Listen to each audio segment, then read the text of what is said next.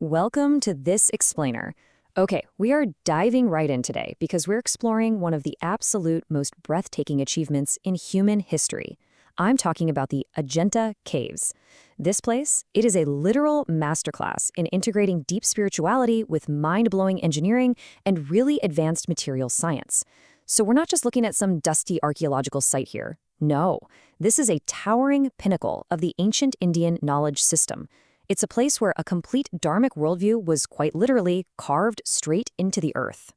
Now, to really set the scene for you, I want you to imagine stepping out of that blinding, sweltering Indian sun back in 1819. Because that is exactly what a British hunting expedition did.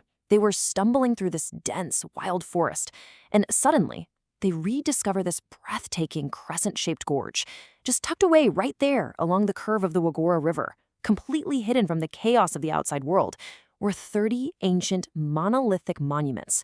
And because of that intense natural seclusion, these caves just lay there, completely undisturbed, perfectly preserved in the shadows for centuries. It's like finding a lost world. So to truly wrap our heads around this masterpiece, we're going to walk through 6 key pillars today.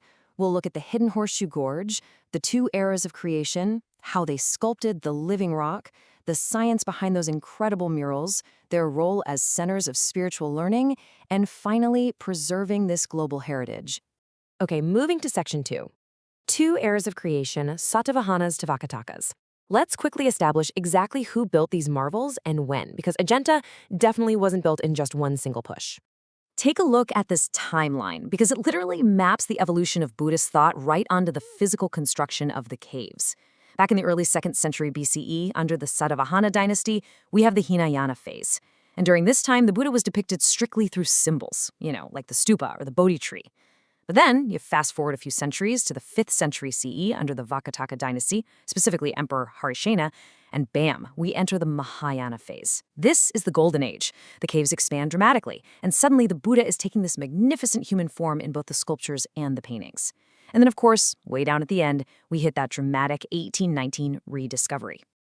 Up next, section 3, sculpting the living rock, ancient engineering. And listen, this is where we need to completely shift our perception.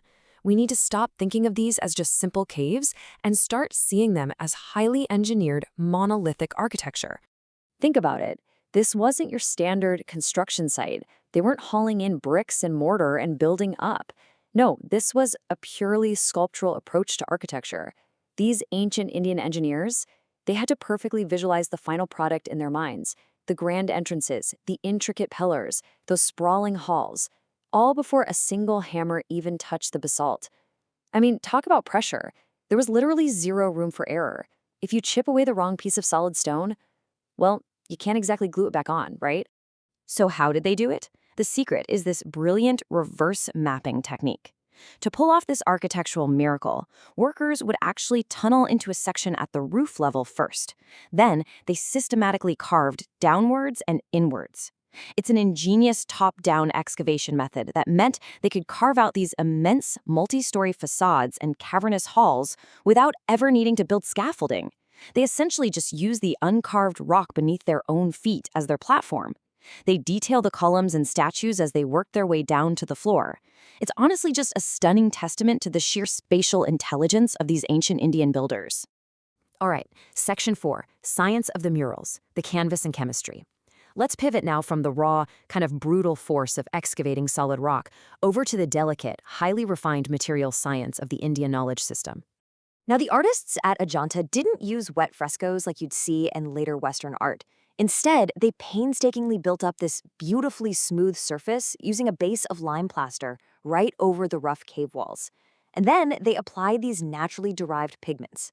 Your reds and yellows, those came from natural earth ochre. The really deep blacks were made from lamp soot. And that incredibly vibrant blue, which just pops, was actually sourced from precious lapis lazuli. But here's the craziest part. They mixed these natural chemicals and painted these absolutely sprawling masterpieces in the semi-darkness of the caves. They were relying entirely on rudimentary oil lamps, or they'd use clever tricks to reflect natural sunlight inside. Just incredible. And the result of all that chemistry?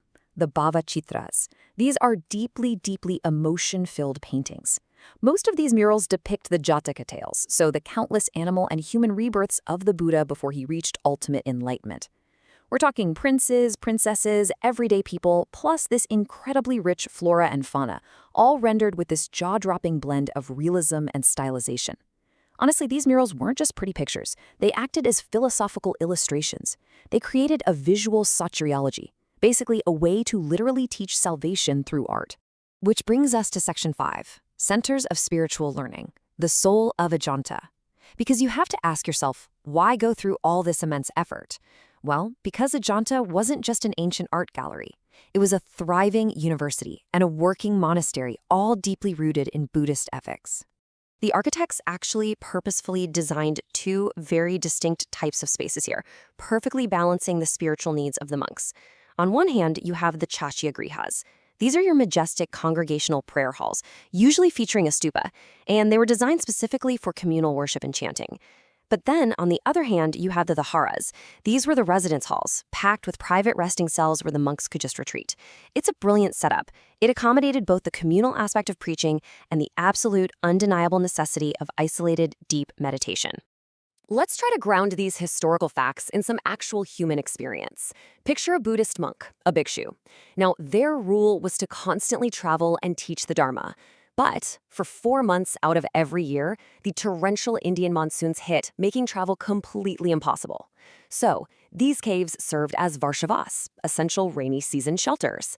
Can you imagine hundreds of scholars, teachers, and monks all gathered here completely safe from the violent storms outside? They'd be surrounded by towering forests, listening to the roaring Bagora River, just completely dedicating themselves to philosophical study and the pursuit of nirvana. What a vibe! Finally, we arrive at Section 6, Preserving a Global Heritage, a Civilizational Legacy. Because ever since its dramatic rediscovery, we've been locked in a very modern struggle to preserve these fragile testaments to the Dharmic worldview. We're facing some really intense conservation battles today. Take the 1920s, for example. Well-meaning restorers decided to coat the super fragile murals with unbleached shellac to protect them. But unfortunately, that sticky layer ended up trapping dust and bat dung over the decades. It literally turned into this dark crust that almost completely hid the original masterpieces. Now, contrast that incredibly delicate struggle with the massive stone carvings of the Buddha. Those guys have confidently survived the centuries pretty much unscathed. It just goes to show how delicate the balance of preservation really is. Today, modern archaeological teams are painstakingly working to remove that century-old shellac layer and finally reveal the true colors underneath. Look at this quote by F.H. Andrews because it hits the nail right on the head regarding the genius of the Ajanta painters. He points out that the scenes lack formal limits. They just merge together in this beautiful narrative continuum. So the art isn't just decoration neatly placed in square little frames. No, it's a continuous, boundaryless story. The whole idea is that the viewer physically walks through the cave, reading the walls like this giant flowing manuscript. And the ultimate goal of all that art? To actively guide the mind towards spiritual liberation, or moksha. So, I'm going to leave you with this final thought to chew on. Ajanta is not just some old relic. It is a living, breathing expression of a civilization where beauty and faith were totally inseparable. As we keep studying, visiting, and trying to restore these absolute wonders of the world, here's the real question. How do we ensure we preserve not just the physical earth pigments stuck to the rock, but the profound, transcendent message of peace and enlightenment that they were built to carry? Think on that for a bit. I really hope this explainer has given you a totally newfound appreciation for the absolute marvel that is the Ajanta Caves. Thanks for joining me.